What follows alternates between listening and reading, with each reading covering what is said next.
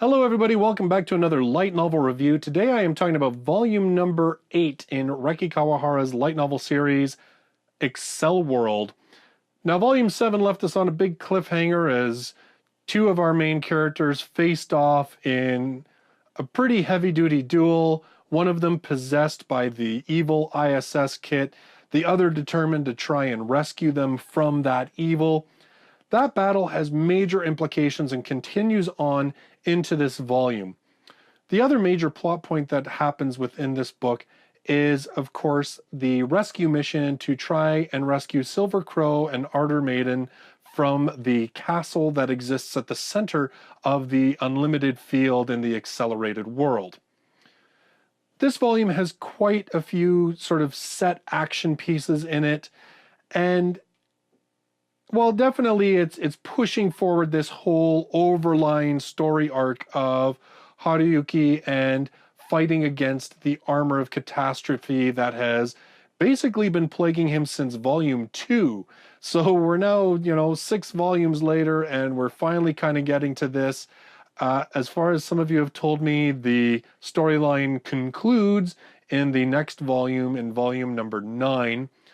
Now, I think the other major component of this particular volume is it's sort of hard to, I guess, really talk about without kind of spoiling it a little bit, but it deals with this whole idea of imagination, this idea of how you imagine yourself, and in a lot of ways, it's sort of that whole idea of having a positive attitude. I mean, it's sort of a hyper extension of that, but it's that whole idea of if you imagine yourself succeeding at something, it seems to be a lot easier for you to accomplish it than if you either A, imagine your failure, or B, just don't even, you're so ambivalent about it that you really don't set a course for yourself.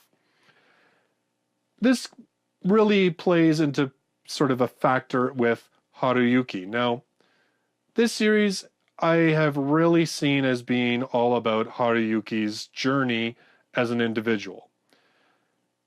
If we compare Accel World with Sword Art Online, and I think that's a fair comparison because A, it's the same author, and B, he's already said that these two stories take place in the same universe, just Accel World is a couple decades later. And it seems that as Sword Art continues, certainly in the Alicization arc, there are way, way, way more things that he's putting into Sword Art to tie it in to Accel World and set it as sort of a technological precursor to this series. So I think it's fair to connect these two.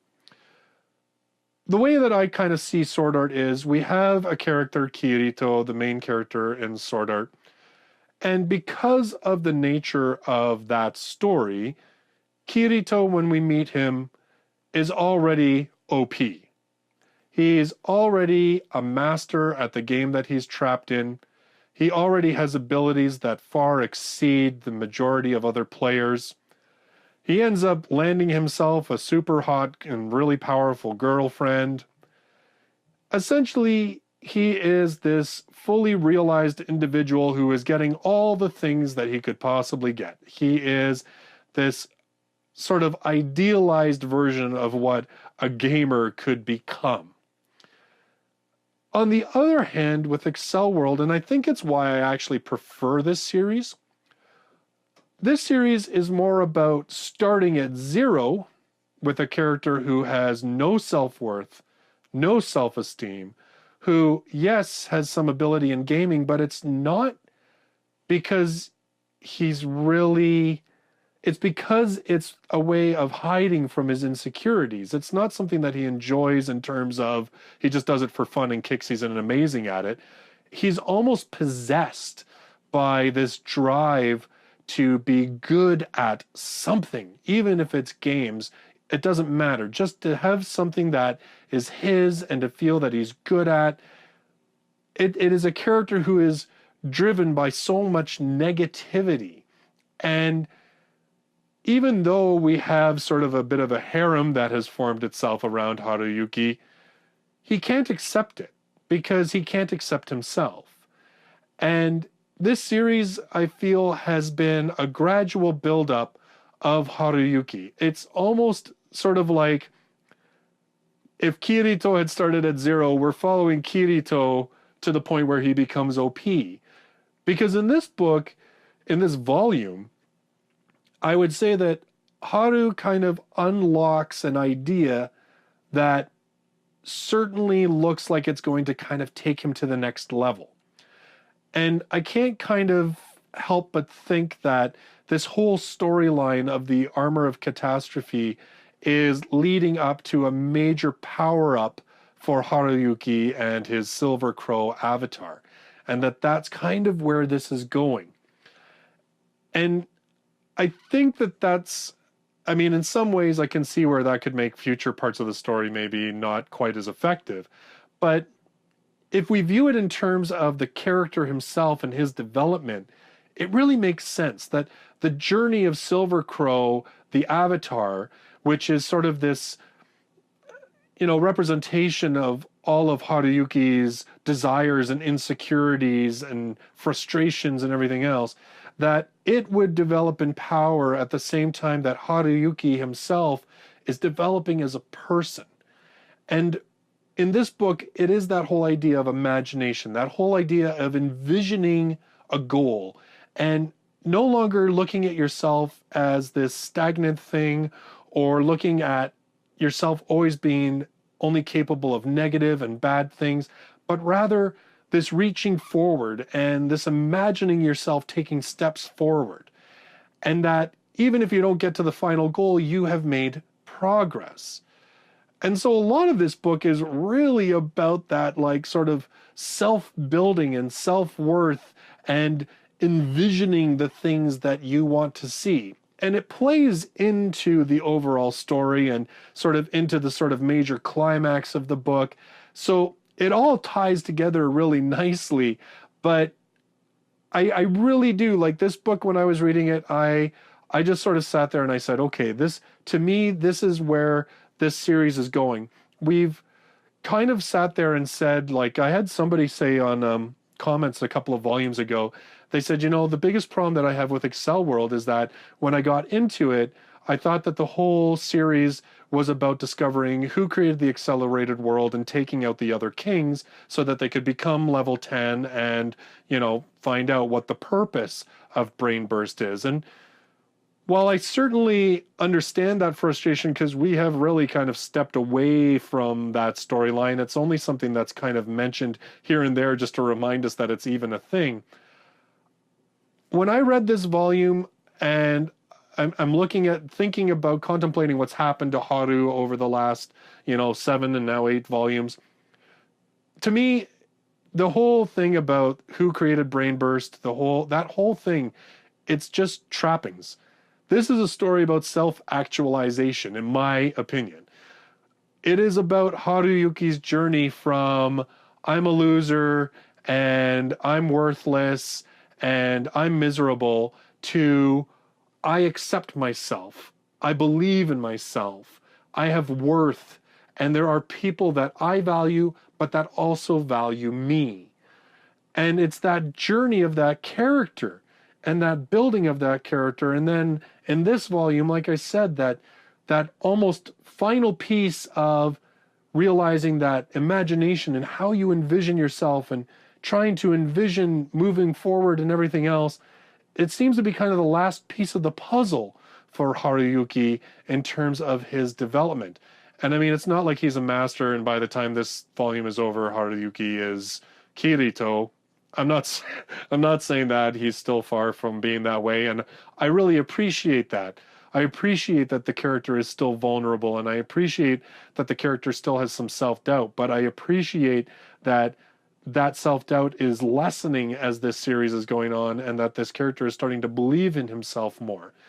And I think that's why I really like Accel World. I like the fact that it really is about a personal journey as much as it is about the sci-fi stuff and the fighting and everything else. And I really enjoy that Haruyuki still represents that pure joy. Like, as a gamer, and I mean, I play lots of games too. There's lots of times where you can get so wrapped up in a game that it feels like it's kind of taking things over and that it's interfering with who you are as a person. And the game almost can stop being fun.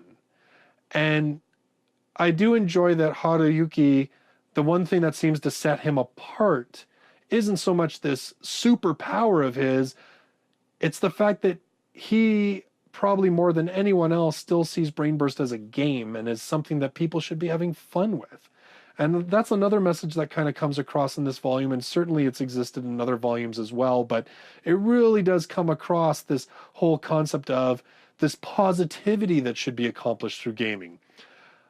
I can't help but read this and kind of think to myself, like, in some ways, this series represents Reki Kawahara's personal philosophy, that Haruyuki in a lot of ways represents Kawahara's own insecurities as a person, and that a lot of the philosophies about how Haruyuki himself is, improving and growing and becoming stronger are things that even Kawahara himself, I mean, take a look at it. In this book, imagination is basically said to be one of the greatest powers that human beings have, not only in our real world, but in Brainburst as well. And what does Reki Kawahara do for a living? He uses his imagination, he creates stories. It just, I mean, it felt personal in some regards in this book. And so I really like this volume. Now, I will say that because of the few things of how it's trying to address how this, imagination and everything else can work in Brainburst and how you can accelerate yourself even further in Brainburst and everything else. There's a few times where it gets a little info dumpy. There's a few times where it becomes a little like, the pacing goes a little bit off the rails. But ultimately, I think it has a really good sort of core message and idea. And the action pieces are really well done. The conclusion of this book, I thought, was sort of the climax of it was very well done and leaves us again on another friggin' cliffhanger. But it didn't quite tear me up this time because I was like, I know that there's a volume number 9 that this story is going to continue into. I know that Kawahara is going to leave us hanging. So it didn't quite bother me as much when I got to the end and I was like, gotta wait a couple more months. So anyway, volume number 8 of Accel World. Honestly, I mean, now we're 8 books into this series. If you have followed this series as much as I have from book 1 and you're into this book, there's no reason for you to turn against the series. I think in this one, it's continuing the same stuff. Like I said, it's got a lot of good action pieces. The characters are continuing to sort of grow and develop, and we're seeing some of those same things happening in other characters. And this, the whole heart of Haruyuki kind of infecting everyone. You ever seen Avatar: The Last Airbender? He reminds me of Sokka. I'm the heart. If you've seen the series, you totally know what I mean. So anyway, guys, those are my thoughts on volume number 8 of Accel World. Still a really good series that I continue to enjoy. It'll be very interesting once this sort of big storyline that's taken up quite a few books since we passed where the anime left off. It's going to be really interesting to see what happens to the series beyond that.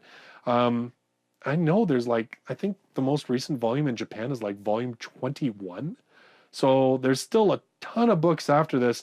I'm hoping that the series stays strong and continues to show growth and things that are interesting rather than just becoming stagnant or a bunch of really filler stuff that no one cares about.